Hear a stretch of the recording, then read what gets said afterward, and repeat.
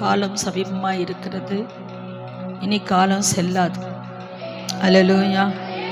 இனி காலம் செல்லவே செல்லாது. நம்ம மௌனமாக இருக்கிற காலமும் இதுவல்ல. எழுந்து தேவனுடைய ராஜ்யத்தின் வேலையை செய்ய வேண்டும். அநேக சேர் காலியாக இருக்கிறத பார்க்கும் பொழுது ஜென்ஸ் பக்கத்தில் வேலை இன்னும் நிறைய செய்யப்பட வேண்டும். அல்லேலூயா. ஒருவனும் கெட்டு போகாமல் நித்திய ஜீவனை அடையும்படிக்கு தேவன் இவ்வளவாய் நம்மில் அன்பு கூர்ந்து தன்னுடைய சொந்த ஒரே பேரான குமாரன் நமக்காக கொடுத்திருக்கிறார். அல்லேலூயா. அநேகரை சிலுவையின் கீழ் கொண்டு வருகிற பாக்கியத்தை கர்த்தர் நமக்கு தருவாராக. அது விலையேற பெற்ற பாக்கியம். சமய சாயந்திர ஆராதனைக்கு வரணும். அல்லேலூயா. கர்த்தர் நல்லவராக இருக்கிறார். நம்மளுடைய நேரத்தை ஒரு நாளும் வீணாக்கிடக்கூடாது.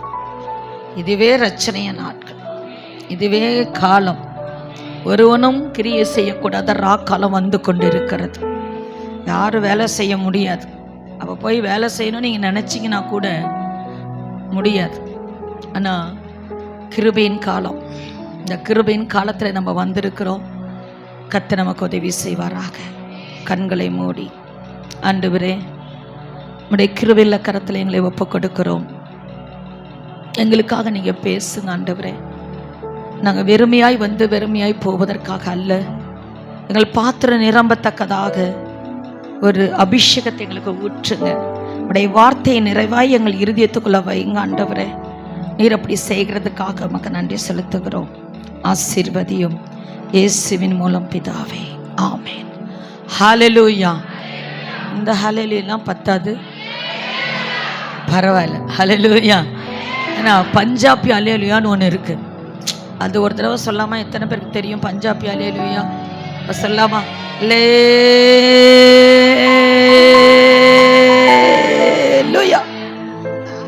இந்திய ஹல்லேலூயாவே, தமிழ்நாட்டு ஹல்லேலூயா வர மாட்டேங்குது. பஞ்சாபியில் ஒரு தடவை இன்னொரு தடவை சொல்லிடலாமா? சொல்லாமா? நல்ல பலன் இருக்கிற வரைக்கும் சொல்லணும். அல்லேலூயா.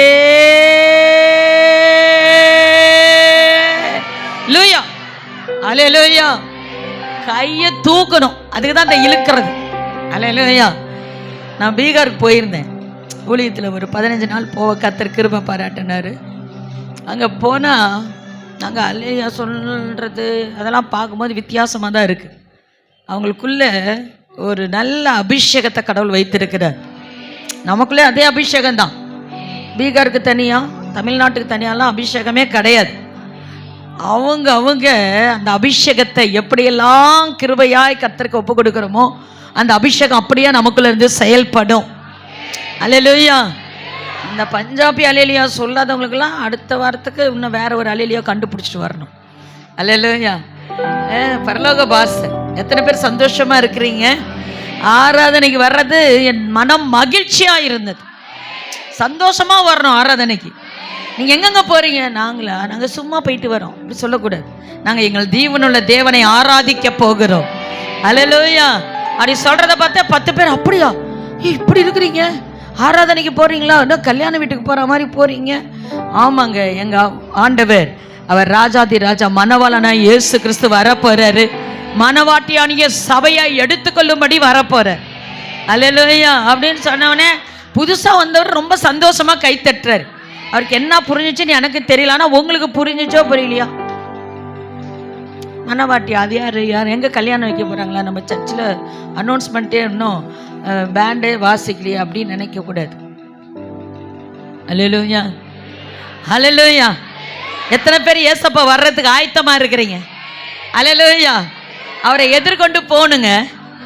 ஆண்டவர் மணவாளனா வரப்போறார், நியாயாதிபதியாக வரப்போறாரு. அவ்வளோ சந்தோஷமாக வரவேற்கணும். எப்போ சந்தோஷமாக இருக்கணும்? எப்போ ஆயத்தமாக இறுதி இருக்குதோ அப்போ தான் சந்தோஷமாக இருக்க முடியும். அல்லேலூயா. அதுக்கு ஆயத்தப்படணும். வாசிப்போம். 1 சாமுவேல் 16ஆம் அதிகாரம். டக்குன்னு எடுத்து நீங்கள் இப்போ வாசிக்க போகிறீங்க. 3வது வசனம். யாராவது ஒருவர் டக்குன்னு வாசிங்க. அடுத்தது 7, 16. 1 சாமுவேல் 16 எடுத்து வச்சுக்கோங்க. சொல்ல சத்தமாக பைபிளை கையில் தூக்கி வாசிக்க வரோம். வாசிங்க 3ஆம் வசனம்.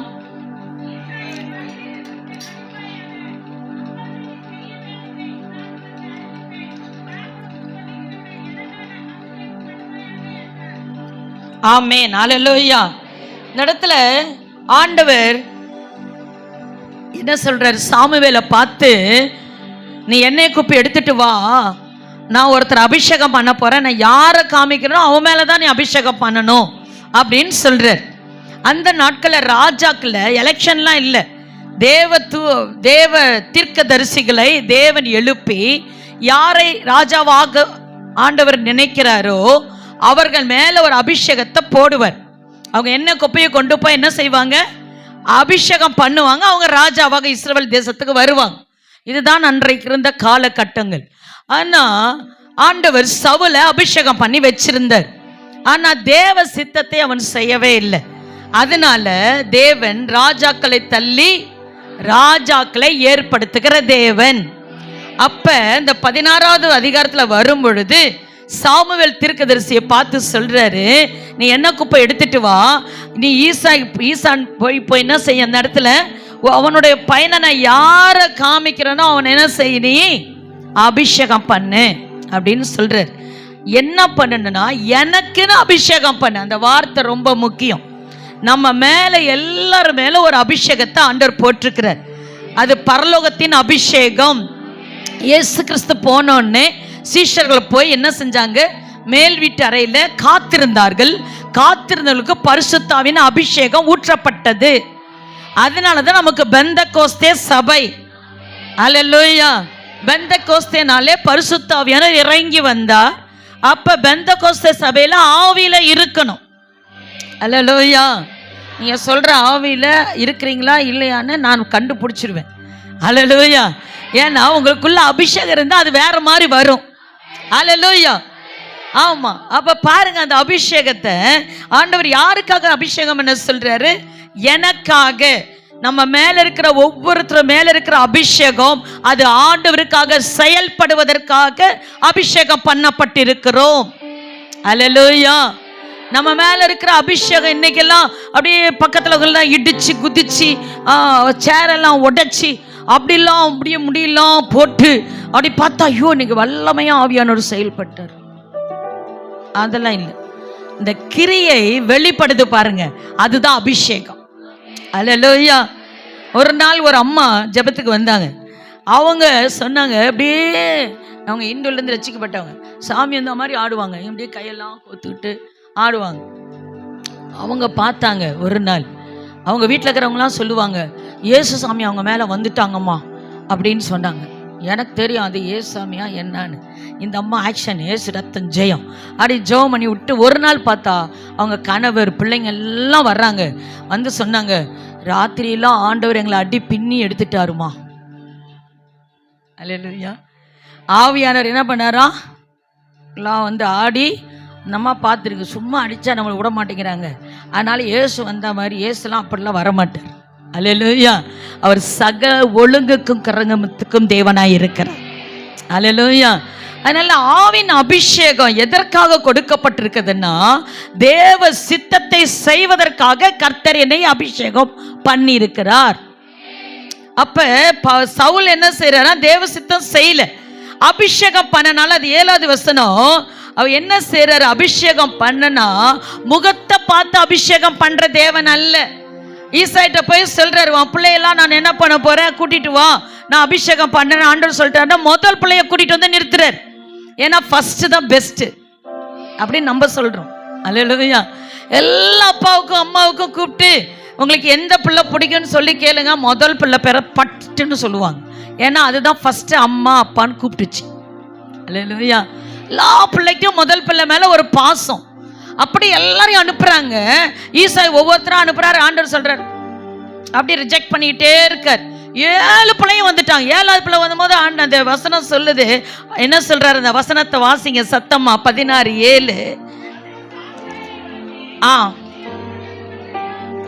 நல்லா இருக்கே. மனுஷன் பார்க்கிறபடி நான் பாரேன், மனுஷன் முகத்தை பார்ப்பான், கர்த்தரோ இருதயத்தை பார்க்கிறவர். அல்லேலூயா. இவன் பர்சனாலிட்டி நல்லா இருக்கு, இவன் சூப்பரா அழகா இருக்கான், இவன் நல்ல உயரமா இருக்கான், இவனை தான் இஸ்ரவேலுக்கு ராஜாவாக அபிஷேகம் பண்ணணும்னு மனுஷன் பார்க்கலாம். ஆனால் அப்படி ஆண்டவர் பார்க்கிற தேவன் அல்ல. அல்லேலூயா. நம்மளுடைய முகத்தையோ நம்மளுடைய கெப்பாசிட்டியோ பார்த்து தேவன் அபிஷேகம் பண்ண மாட்டாரு. அவர் அளவில்லாத அபிஷேகம் நம்ம மேல் ஊற்றப்பட்டிருக்கிறது. தகுதி இல்லாதவனுக்கு தேவன் நம்மை கிருபையாய் அபிஷேகம் பண்ணி இருக்கிறார். அல்லேலூயா. அது மாத்திரமல்ல, 13ல பரிசுத்த ஆவியானவர் என்ன செஞ்சாரா, வந்து தங்கிட்டார், வந்து இருந்து. இந்த வசனம் பாருங்க, ஆவியானவர் தாவீதின் மேல் வந்து இறங்கி இருந்தார். அப்ப போயிடுவாரா? ஆவியானவர் வந்தா போயிடுவாரா? போக மாட்டாரா? போக மாட்டார் அப்படின்னு நம்ம நினைச்சுக்கிட்டோம். அடுத்த வசனமே, கர்த்தருடைய ஆவி சவுலை விட்டு நீங்கினார். எப்ப நம்ம தேவ சித்தம் செய்ய தவறுகிறோமோ அப்பொழுது நம்ம மேல இருக்கிற அபிஷேகம் விலகி போயிரும். அல்லேலூயா, அல்லேலூயா. தேவ சித்தம் செய்யறவர்களுக்கு தான் அபிஷேகம். அந்த அபிஷேகத்தினுடைய நமக்குள்ள ஆவியானவர் இருக்கிறாரா அப்படின்னா, அவர் தங்கியிருந்தா என்னென்ன நடக்கும் அப்படின்னு சொன்னா, பரிசுத்த ஆவியானவர் தங்கியிருந்தா நற்சாட்சியை பெற முடியும். 18வது வசனம் 16, 18ல நற்சாட்சி. நம்ம வேலை செய்யற இடத்துல நம்மள நல்ல சாட்சி கொடுக்குறாங்களா? நம்ம கரெக்டான நேரத்துக்கு போறோமா? லீவ் போடாம போறோமா? இல்ல அங்க இருக்கிற எந்த ஒரு காரியத்தையும் பேனா, பென்சில், பேப்பர் எதையுமே தூக்கிட்டு வராம இருக்கிறோமா? நம்மளுடைய சாட்சியை காத்து கொள்ளுகிறோமா? வேலையில, வீட்டுல, செல்லும் இடமெல்லாம் நமக்கு ஒரு நற்சாட்சி இருக்கிறதா? அப்பொழுது ஆவியானவர் உங்களுக்குள்ளே தங்கி இருக்கிறார் என்று அர்த்தம். சாட்சி இல்ல அப்படின்னா ஆவியானவர் உங்களை விட்டு விலகி இருக்கிறார்னு அர்த்தம். நீங்க என்னைக்கோ பெற்ற ஆவியை வச்சுட்டு வேணா 2 அடி பசக்கு கையெல்லாம் போட்டு உதறி ஜன்னி வந்த மாதிரி இதெல்லாம் செய்யலாம். ஆனா ஆவியானுடைய கிரிய வெளிப்படவே படாது. ஆவியானவர் இருந்தா எனக்கு போகுமிடமெல்லாம் நல்ல சாட்சியை கர்த்தர் ஏற்படுத்துவார். நான் சாட்சி பகிர்வேன், என்னை குறித்து சாட்சி சொல்லுவார்கள். அல்லேலூயா. நம்மள ஒவ்வொருத்தரை குறித்தும் சாட்சி சொல்லணும். நானும் தேவனுக்கு சாட்சி சொல்ல வேண்டும். இதுதான் தேவ அபிஷேகம். அது மாத்திரமல்ல, அவன் என்ன செய்றார்னா 18ல அடுத்த வசனம், அவன் தினந்தோறும் சுரமண்டலத்தை எடுத்து வாசிக்கிறான். அபிஷேகம் பண்ணப்பட்டவனுடைய கரத்திலே துதி இருக்கும், ஆராதனை இருக்கும். அபிஷேகம் இருக்கிறவன் நீ ஆராதனைக்கு வந்தியா, பாஸ்டிங் பிரேயருக்கு வந்தியா அப்படிலாம் கேட்க மாட்டாங்க. அந்த ஆவியாரை உந்தி தள்ளுவாரு பாருங்க. ஆமென், ஆமென் சொல்லு. கையை உயர்த்து, வேதாகமத்தை திறந்து படி, உபவாசம் பண்ணி, இதெல்லாம் சொல்ல முடியாது. ஏன்னா எனக்குள்ள இருக்கிற ஆவியானவர் என்னை பழி நடத்தி கொண்டே இருப்பார். அல்லேலூயா, அல்லேலூயா. அப்ப பாருங்க, பரிசுத்த ஆவியானவர் இருக்கிறாரா இல்லையான்னு இதெல்லாம் நம்ம சோதிச்சு பார்க்கணும். அதுதான் மேன்மை. தினைக்கும் வேதம் வாசிக்கணும், ஜெபிக்கணும், துதிக்கணும், ஆராதிக்கணும், தேவனை மகிமைப்படுத்தணும். இதெல்லாம் நம்ம செஞ்சுக்கிட்டே இருந்தா பரிசுத்த ஆவியானவர் எனக்குள்ள இருந்துகிட்டே இருக்கிறார்னு அர்த்தம். அல்லேலூயா. அவன் இருந்துட்டார், தங்கிட்டார். ஆனா சவுல் இருந்து என்ன செஞ்சிட்டாரு? விலகிட்டார். ஆவியானவர் விலகுவாரா? விலகனா ஆராதனைக்கு வந்தனா தூக்கம் வரும், வசனம் காதுக்குள்ள போகாது, பைபிளை பார்த்தா கசப்பா இருக்கும். இன்னைக்கும் ஆராதனையா அப்படின்னு சொல்லுவோம். இன்னைக்கும் பாஸ்டிங் பிரேயரா? வேற வேலையே இல்லையா? பாஸ்டுக்கு தான் வேலை இல்லை. அவருக்கு என்ன இல்லை? அவருக்கு வேலை இல்லை. ஏன் சொன்னே சும்மாவே இருக்கிறாரு, அதனால அதுதான் அவருக்கு வேலை. எனக்கு தாங்க வேலை. எனக்குள்ள ஆவியானவர் இருக்கார் பாருங்க, அவர் என்னை நடத்திட்டே இருப்பார். அல்லேலூயா. அது மாத்திரமல்ல, 16, 20, 21ல பாருங்க, தாவீதுக்குள்ள அபிஷேகம் இருந்தனால சவுலுக்குள்ள ஒரு அசுத்த கிரியை வந்துருச்சு. உடனே எல்லாம் தேசத்துல எல்லாம் தேடுறாங்க. என்னன்னா இந்த வாத்தியம்லாம் வாசித்து, உங்களுக்கு விளங்குற மாதிரி சொன்னா கீபோர்டெல்லாம் வாசித்தா சவுல் மேல இருக்கிற அசுத்தாவை என்ன பண்ணிரும்? போயிரும். அப்படி ஒரு ஆள் யார் இருக்கா அப்படின்னா எல்லாரும் கண்டுபிடிக்கிறாங்க. யாரை கண்டுபிடிக்கிறாங்க? தாவீதை கண்டுபிடிக்கிறாங்க. அவன் நல்லா வாசிக்கிறதுல தேறினவனாய். நான் வர நாட்கள் நினைக்கிறேன், அசுத்தாவெல்லாம் நிறைய வருதுன்னா நம்ம கீபோர்டு வாசிக்கிற அத்தனை பிள்ளைங்களையும் கொண்டாந்து ஒவ்வொரு கீபோர்டை வச்சிடணும். அல்லேலூயா, அல்லேலூயா. எங்க அருணை காண போயிட்டார். உள்ள ஜெபத்தில் இருக்கார். அல்லேலூயா. கர்த்தர் நல்லவர். ஆமே. கீபோர்டு வாசிப்பா அப்படின்ன உடனே டேவிட் கீபோர்டு வாசித்த உடனே அசுத்தாவிலாம் அலறணும். ஓ நான் போயிடுறேன். நீங்களும் சொல்ல மாட்டேங்கிறே, அவளும் அல்லேலூயா. சாம் வாசித்த உடனே போகணும். அல்லேலூயா. அசுத்தாவிலாம் பிடிச்சிட்டு வாங்க, எங்கள்கிட்ட நல்லா வாசிக்கிற ஆளுங்கள்லாம் இருக்காங்க. அல்லேலூயா. அவங்க வாசித்தாங்கன்னா அசுத்தாவிலாம் கை கால்லாம் நடுங்கிட்டு போயிடும். அல்லேலூயா. அதுதான் அபிஷேகம். அல்லேலூயா. சின்ன பிள்ளை மேல கூட அபிஷேகம் இருந்ததுன்னா அசுத்தாவி தானா போயிடும். நம்ம சீனியரு ரொம்ப நாள் இருக்கிறோம் அதெல்லாம் இல்லை. எப்பொழுதுமே ஆவியானவர் நமக்குள்ள இருக்காரா, அதான் வேலை செய்யும். அல்லேலூயா.